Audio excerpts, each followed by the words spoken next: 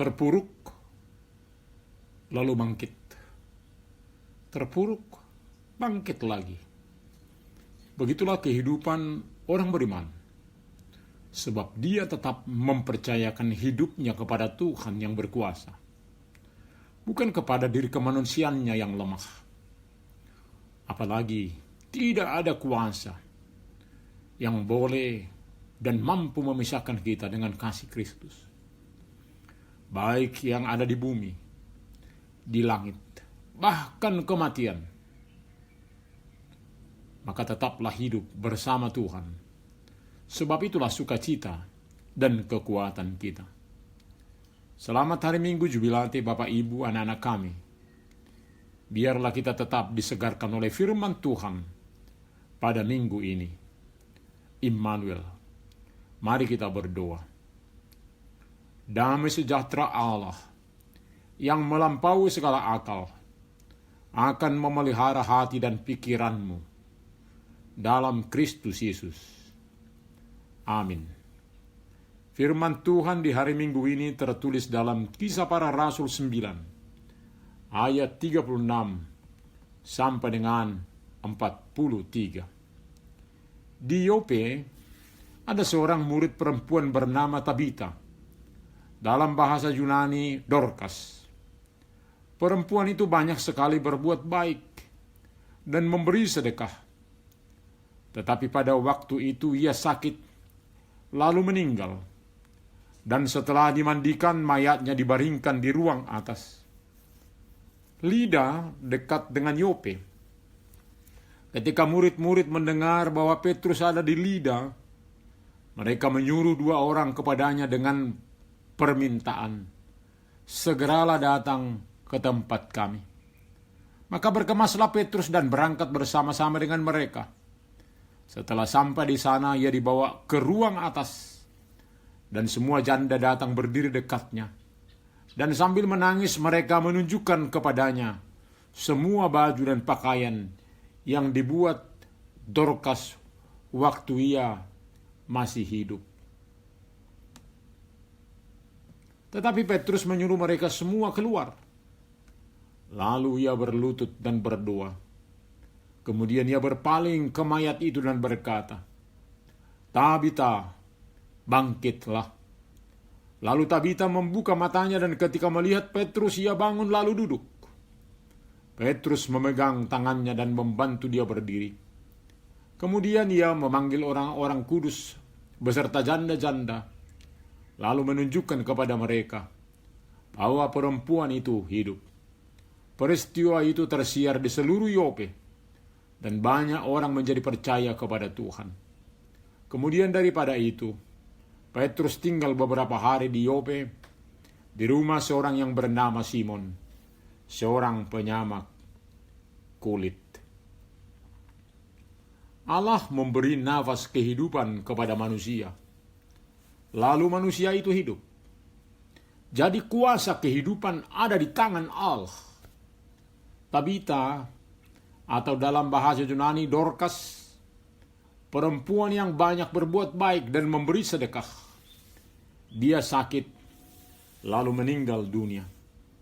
Ternyata orang jahat dan orang baik boleh sakit dan meninggal dunia. Ini adalah hal yang harus dilalui oleh umat manusia. Bila mana hal ini akan dilalui setiap orang, lebih baiklah kita berbuat hal yang baik sepanjang hidup. Sudah sangat tepat perilaku Tabita ini.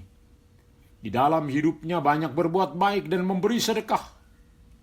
Keahliannya membuat pakaian bukan hanya untuk mencari untung bagi dirinya sendiri, namun juga menjahit secara sosial atau memberi hasil jahitan bagi perempuan janda miskin. Sebagaimana biasanya, mayatnya dimandikan, lalu dibaringkan di ruang atas. Ini juga diperbuat untuk jenazah Tabita.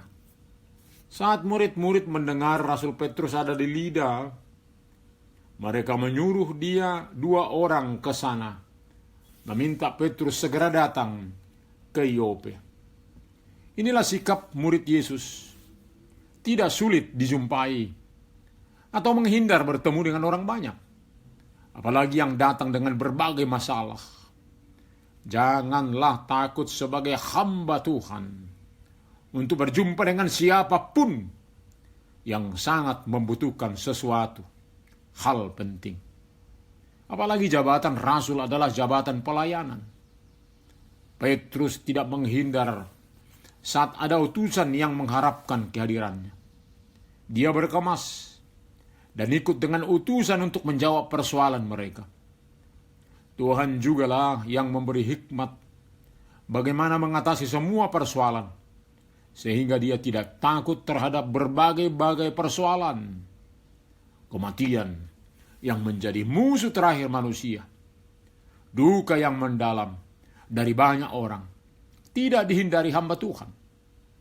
Namun atas penyertaan Tuhan, dia bersedia hadir di sana, memberikan apa kehendak Tuhan. Setelah sampai di sana, Petrus dibawa ke ruang atas, dan semua janda datang berdiri dekatnya, dan sambil menangis mereka menunjukkan kepadanya semua baju dan pakaian yang dibuat Dorcas waktu ia masih hidup. Begitulah orang baik dan suka menolong, selalu diingat dan ditangisi walau sudah meninggal. Maka sebagaimana kata surat Yakobus, bila kita beriman, biarlah itu berbuah dalam kehidupan kita. Jangan sampai menjadi iman yang mati, iman yang tidak menampakkan buah. Biarlah kepemilikan yang Tuhan anugerahkan menjadi berkat bagi sesama kita, terutama bagi mereka yang sangat membutuhkan. Tetapi Petrus menyuruh mereka semua keluar. Di dalam hal yang genting bukan lagi hanya menangisi atau bernostalgia akan masa lalu. Maka dia segera berlutut dan berdoa. Petrus menyerahkan persoalan yang mereka hadapi kepada Tuhan. Kemudian ia berpaling ke mayat itu dan berkata, "Tabita, bangkitlah." Lalu Tabita membuka matanya. Dan ketika melihat Petrus, ia bangun lalu duduk. Petrus memegang tangannya dan membantu dia berdiri. Kemudian ia memanggil orang-orang kudus beserta janda-janda, lalu menunjukkan kepada mereka bahwa perempuan itu hidup.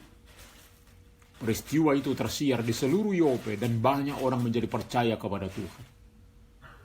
Biarlah pengalaman Tabita yang dicatatkan dalam kitab suci ini akan mempengaruhi iman percaya kita, sehingga semakin teguh. Jangan malah asik mendiskusikan apakah ini benar, bagaimana ini mungkin terjadi. Biarlah kita sebagaimana orang Yope yang menjadi percaya kepada Tuhan, sehingga pengalaman Tabita bermakna bagi kehidupan kita. Kemudian daripada itu Petrus tinggal beberapa hari di Yope, di rumah seorang yang bernama Simon, seorang penyamak kulit. Betapa sangat indah bila mana hamba Tuhan ada bersama kita, sehingga berbagai pemahaman akan firman Tuhan, termasuk keteladanannya, akan berpengaruh dalam pertumbuhan kedewasaan iman kita. Hal ini tentunya boleh terjadi saat kita terbuka memberi diri, menerima hamba Tuhan, dan mau diingatkan untuk memperbaiki karakter yang kurang baik, bukan malah mengeraskan hati saat firman Tuhan diungkapkan, untuk menasehati, mengingatkan keberadaan kita yang tidak benar. Tuhan memberkati kita. Amin. Kita berdoa. Terima kasih Tuhan untuk kebaikan-Mu dalam kehidupan kami.